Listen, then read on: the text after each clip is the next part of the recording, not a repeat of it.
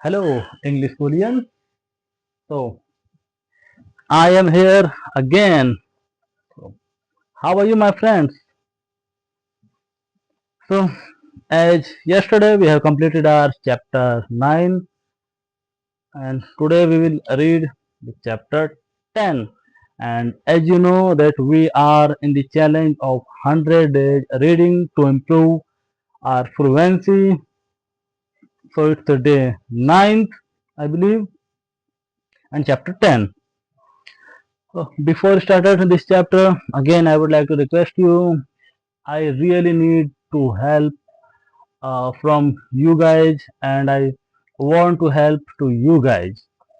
So, you know, understand the concept. I'm not here to teach you, as I mentioned in every videos, but I really want to improve my communication as well as yours. So, how can you improve your communication? For the same, we can make a community, and for community, I have shared my WhatsApp number in the group, in the description. Sorry, number is 9873976739. Please message me. What can I help for you guys? Okay, it's chapter 10.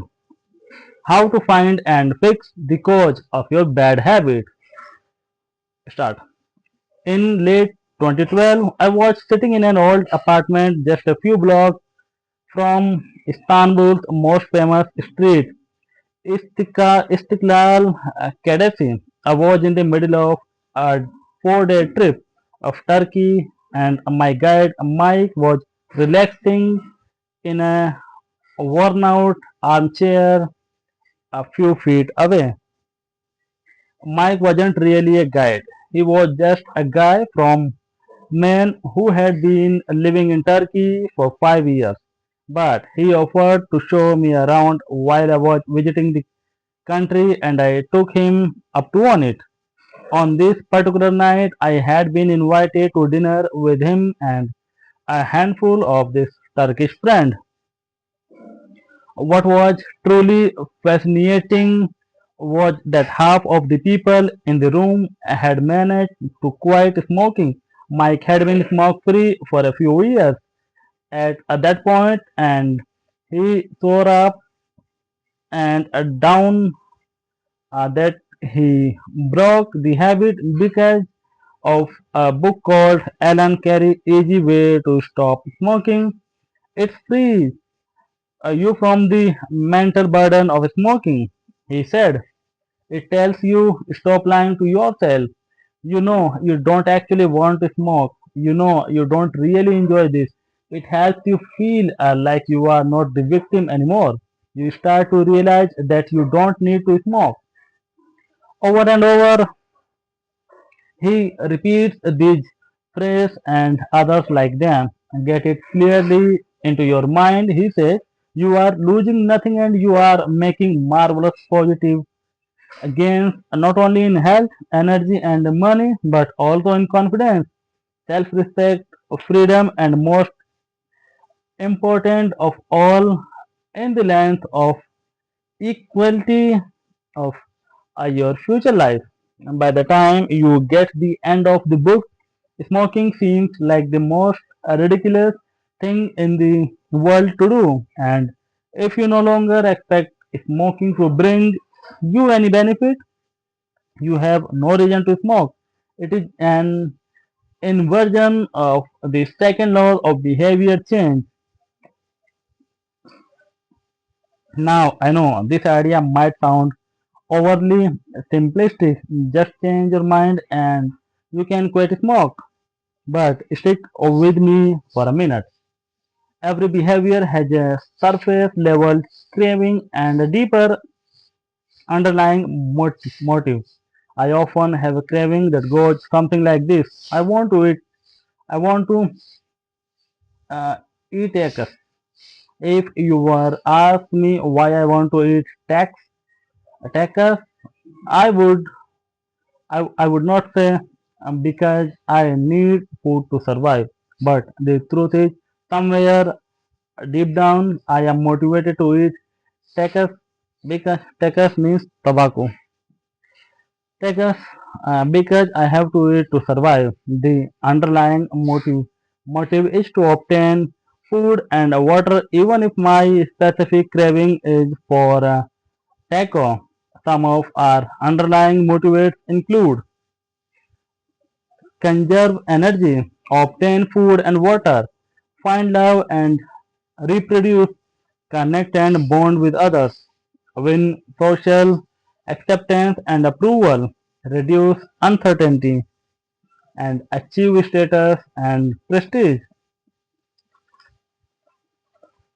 Your habits are modern day solution to ancient desire, a new version of told voices. The underlying motivates behind human behavior remain the same. The specific habits we perform differ based on the period of history. Here, the powerful part, there are many different ways to address the same underlying motive. One person might learn to reduce stress by smoking a cigarette. Another person learns to ease their anxiety by going for a run. Your current habits are not necessarily the best way to solve the problem you face. They are just methods you learn to use. Once you associate a solution with the problem you need to solve, you keep coming back to you. Habits are all about association. These associations determine whether we predict a habit to be worth repeating or not. As we covered in our discussion of the first law, your brain is continually absorbing information and noticing cues in the environment. Every time you perceive a cue, your brain runs a simulation and makes predictions about what to do in the next moment. Our behavior is heavily dependent on these predictions. Put another way to be Put another way, our behavior is heavily dependent on how we interpret the events that happen to us, and not necessarily the objective reality of the habits themselves. Two people can look at the same cigarette and one feels the urge to smoke while the other is repulsed by the smell. The same cue can spark a good habit or a bad habit depending on your prediction. The cause of your habits is actually the predictions that precedes them. These predictions led to feeling, which is how we typically describe a craving, a feeling, a desire, an urge. Feelings and emotions transform the cues we perceive and the predictions we make into a signal that we can apply. A craving is the sense that something is missing. It is the desire to change your internal state. When the temperature falls, that is a gap between what your body is currently sensing and what it wants to be sensing. This gap between your current state and your desired state provides a reason to act.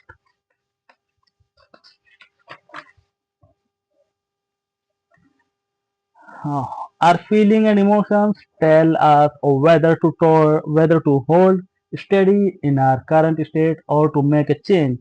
They help us decide the best course of action. Neurologists have discovered that when emotions and feelings are impaired, we actually lose the ability to make decisions. We have no signal to what to pursue and what to avoid. As the neurologist Antonio Damasio explains, it is emotion that allows you to mark things as good, bad, or indifferent. To summarize, the specific craving you feel and habits you perform are really an attempt to address your fundamental underlying motives.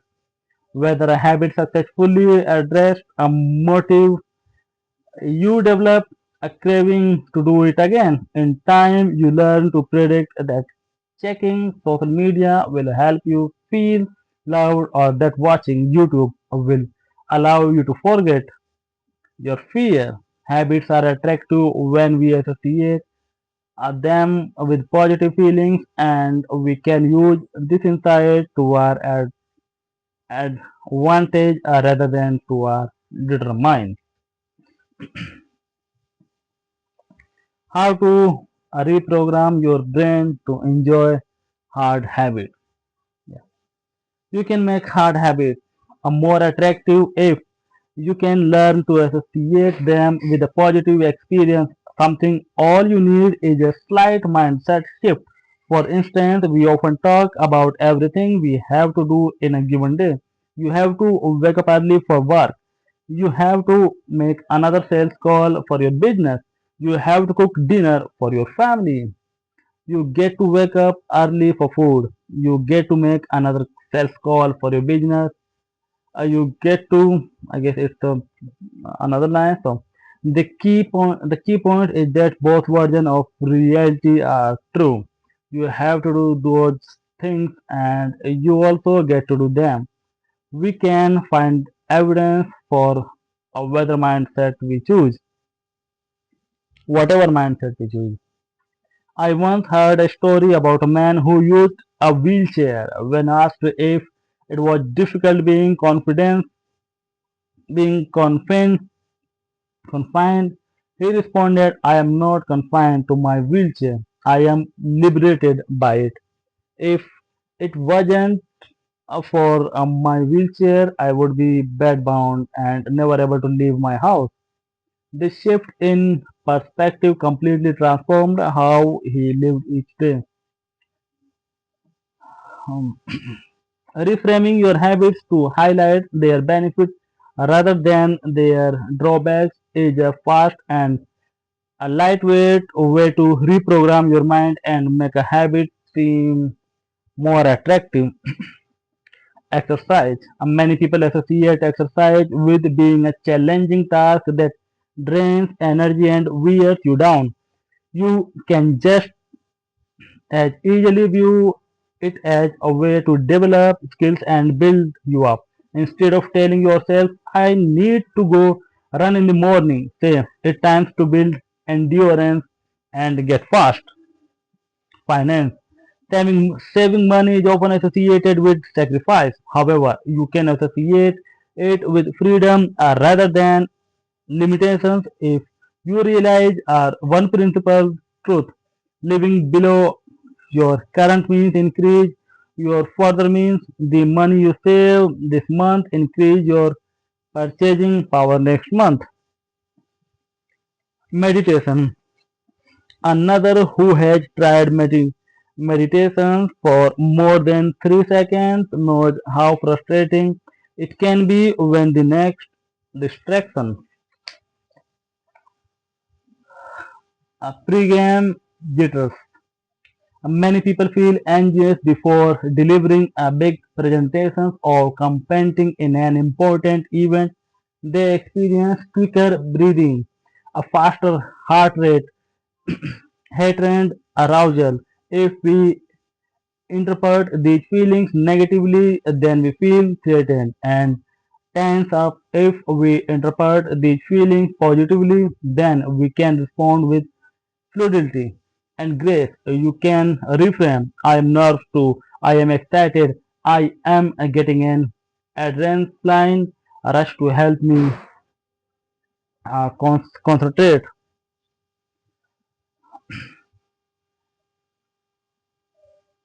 Athletes use similar strategy to get themselves